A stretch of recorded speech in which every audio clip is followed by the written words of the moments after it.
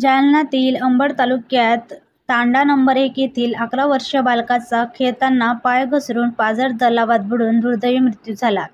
याबाबत सविस्तर माहिती अशी की अंबड शहरालगत असलेल्या लालवाडी तांडा येथील इयत्ता 6वी मध्ये एका इंग्रजी शाळेत शिकत असलेला राजवीर विलास राठोड हा आपल्या मित्रांसोबत पाझर तलावाजवळ खेळत असताना त्याचा पाय घसरून पाझर तलावात बुडून त्याचा मृत्यू झाला.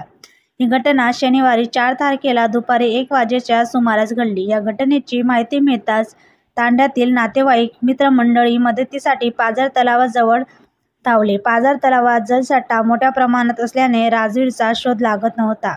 तेव्हा अंबड शहरातून अग्निशमन दलाच्या मदतीने रात्री उशिरा राजवीरचा मृतदेह मिळाला. अंबड शहरातील उपजिल्हा रुग्णालयात शवविच्छेदन करण्यात आले असून सायंकाळी उशिरा शोकाकुल वातावरणात राजवीर या बालकावर अंत्यसंस्कार करण्यात आले. राजवीर हा शाळेत प्रचंड हुशार मुलगा होता. तो एका इंग्रजी शाळेत ज्ञानाचे 6 धडे गिरवित होता. राजवीरच्या कुटुंबात आई-वडील, 3 बहिणी असा परिवार आहे.